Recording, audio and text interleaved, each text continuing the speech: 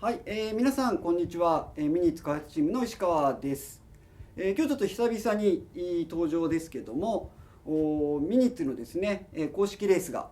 始まったということで、今日はちょっとミニッツカップ、ミニッツミーティングについて、お話ししたいなというふうに思います。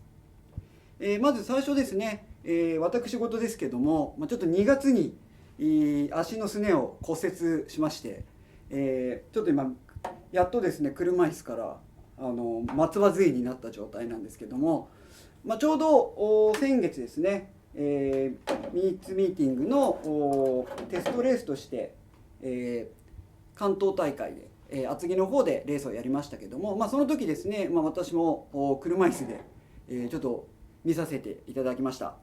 でその中でたくさんのエントリーいただいてたのがノービスクラスですね。こちら50名以上の方に参加していただきまして、ありがとうございました。新たにですねこのコロナ禍の中で、ミニッツを始めて、レースを楽しみたいなという方にたくさん参加していただきまして本当に嬉しかったです。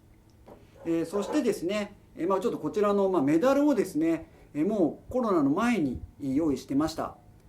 これはノービスクラスに参加していただいて、予選をやって、でいろんな今回 ABCDEF ぐらいまでだったのかな、もっとあったかもしれませんけども、各メインでですねレースの優勝される、例えば F メインで1位になるとか D メインで1位になるとかですね、そういった各レースで1位になられた方にお渡ししています。また A メインの場合は1位2位3位の方にお渡ししているわけですけども、非常にですねこのノービスクラスというのは、楽しんでいただきたいというのを趣旨にしてますので、予選をやって、決勝に、B メイン D メインになった時にですねみんなすごく近いレベルの人たちが同じメインに入っているわけなので、その中で、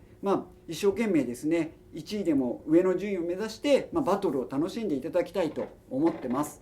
ですので、そのメインで優勝した選手の方をたたえてですね、このメダルを作りました。ぜひですね、まだ表彰の、レースに参加したことないよという方はですね、ノービスクラスに出ていただいてこちらのメダル手に入れていただきたいなと思っております。これねちょっと立体的に近づけるとあれなんですけど、かなりですねこれ一応私がデザイン監修したんですけど非常に凝った作りになっていて、結構この辺のカップとかもですね、ちゃんとこう何ていうんですか、表がこう凸状になってるんですけど滑らかな凸になってるんですよね。多分ちょっと映らないと思うんですけど、非常に我ながらよくできているかなと思いますので、ぜひこれを目指してみてはいかがでしょうか。はい、それからですね、この後代表権がかかったですねレースが始まって、ワンズホビー様ですね九州の方で、レースが始まっていきますけど、こちらはすでにエントリーがですね、ちょうど日曜日まで、たまたまこれ少し動画アップ数が早いので先に見られた方はまだエントリー受け付けてるかもしれませんけども、締め切ったレースが皮切りにこれから行われていくわけですが、ちょっと車両規定に対してですね、いろいろ質問をユーザー相談室の方に、メールでいただいたり電話でいただいてますので、それにお答えしていきたいなと思います。で最初にですね、まずは GP6 クラスにいただいた質問で、SIM とかワッシャーとかですね、入れていいですかと、使っていいですかって、例えばこの T バーと車体の間にワッシャーを入れて少し車高を上げるとか下げるとか、そういったこととかパーツの組み替え、それからこのフリクションダンパーの上のお皿を一つ下側外してもいいですかとか、そういう一つ質問をいただいてますので、それにお答えしたいなと思っております。ですね、ちょっとこれがですね、いただいてからすいませんレギュレーションを少し変えさせていただいているので変更点になります。でもともと GP6 の GP ってどういう意味かと言いますと、G はですねグリーンモーターですね、このグリーンモーターの G、 それから P はプロダクションクラスなのでグリーンモーターをつけた、プロダクションクラスの6枚ピニオンだよというクラスになります。でプロダクションクラスっていうのはですね、製品プロダクション、これをこの形に近いまま使おうよという形で、こう細かいですね、こうあの人はこうやってたとか、こっちはこういじったらよかったとかっていうのは、ちょっと置いといて、車あんまりいじらないで、楽しもうよというクラスになっています。そのためにですね、現在ですね、指定されたオプションパーツはもちろん使ってもらってもいいんですけども、基本的にはシムとワッシャーの追加を認めないというふうになっています。また、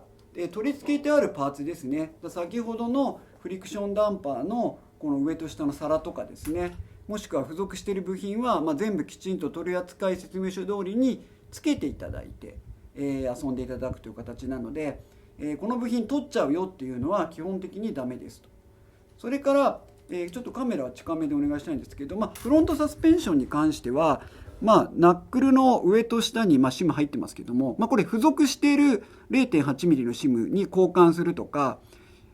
シムが今上と下に入っているものを、上に2枚入れるとか、そういう位置の変更っていうのは取扱説明書に載っているので、そういった変更はできますけども、例えばこの上の C クリップですかね、これ取っちゃうとか、あと組み方をこのキングピンを上下逆さまに組むとか、そういったことはダメというふうになっています。ただしですね、ちょっと、いろいろなバージョンのシャシーセットが出てる関係があって、オイルダンパーをつける場合ですね、オイルダンパーつける場合は、後ろ側にですね、シムが1枚入れられるっていうのが取扱説明書に書いてありますので、それはシム入れるのは OK ですね。入れないとちょっとこれモデルによってはお皿にオイルダンパーが干渉するモデルもありますので、そういったところは認められているという形となります。でここでですね、車両の相続、車両規定に相続、車両相続っていうのがあるんですけど、そこに基本的には、ビス、ナット、シム、ワッシャー、ウェイト類は車検対象外っていう指示があるんですけども、ここの部分っていうのは現状としては、GP6 クラスは除くという形なので、ここは GP6 に当てはまらないというふうに、すいません、調整させていただきましたので、こちらの規定で、マシンを作っていただけるように、お願いいたします。はい、それからもう一つ、こちらもちょっと調整させていただく形ですけども、今度はこちらのですね R33 の GTR のボディとこちらルート246ですねの MM2 のモーターマウント、ルート 246-1361 ですね、こちらの品番のモーターマウントを使う場合なんですけども、これちょっとタイヤついてないんですが、ボディつけていただくとタイヤがですねボトムした時にちょっとこの前に当たりやすいというのがありました。でこれはですねちょっと製造上の誤差によって、ホイールベースがですねこの若干短くなっちゃうということから、ギリギリだったものが当たってしまうという形なので、その場合にはその当たってしまうところを、最低限に限って、切除するということを認めるということが追加となります。ただこちらもですねこの車両相続の中の車両規定の中のボディの部分ですね、ここにタイヤとボディが干渉するところは、カットしてはいけませんと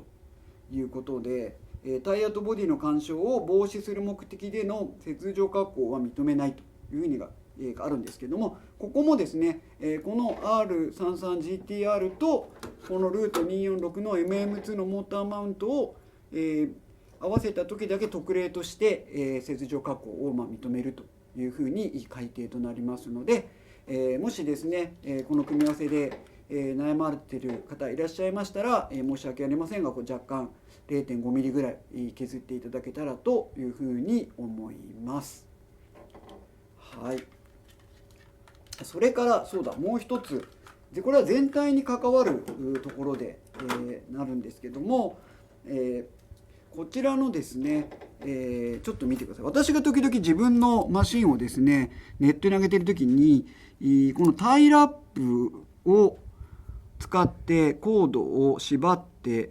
でそれをテープに留めてビスで留めてるんですけど、これ厳密にはちょっとダメでして、コードを束ねる結束バンドについては、ネジ止めできないものを使って縛るというので、縛るのは OK なんですね。ただテープでどっかに固定する場合は、テープでこの結束しているものを巻いて、そのまんまネジで穴を開けて留めるんだったらいいよって書いてありますので、テープでどっかに固定したいんだったら結束バンド使ったらダメという形で、結束バンドを使うと今ブラブラになってしまう状態が正しいという形になりますので、ちょっと細かいことになりますけども、ご注意ください。はい。それからちょっと戻ってしまうんですが、そのノービスクラスですね。ノービスクラスってもう一つ質問いただいてたのが、タイヤの逆履きいいですかっていう質問がありました。逆履きって何なのって言われると思うんですけども、タイヤ、これちょっと貼っちゃられてますけど、タイヤは通常段がある方がこのホイールにですねぴったり合うようにつけるんですけども、この内と外をひっくり返してつけるのを逆履きと呼んでいます。でこれはノービスクラスにおいては特に何も謳われてないので、逆履きしていただいても特に問題はないです。で逆履きすると何が良くなるのかというとですね、コーナーにストレートから例えば曲がって入るような時に、グリップが急に強くてどうしても横転しちゃうっていう時に、そのタイヤの逆履きっていう取り付け方をすると転びにくくなるという効果がありますので、もし転倒で苦しんでいる方、ノービスクラスですけども、他のクラスはですね認められてませんので、気をつけていただきながら、試していただけたらと思います。はい、こんな感じでですね、もしミニッツカップのレギュレーションで不明な点がありましたら、ユーザー相談室にお電話いただくか、ホームの方からですねお問い合わせいただければですね、必ずうちのメンバーみんな見てですね、適宜調整しておりますので、ぜひぜひお問い合わせください。そしてその結果はですね、こういった週刊ミニッツ通信の形で皆様にご報告させていただきます。はい、それではですね、いよいよ2022年シーズンですね、開幕しますので、今年は自分のですね、住んでる地区の周りしか出れない方が多いと思うんですけども、ぜひ一緒に楽しんでいきましょう。私も足が治ったらですね、運営に参加します。お待ちしております。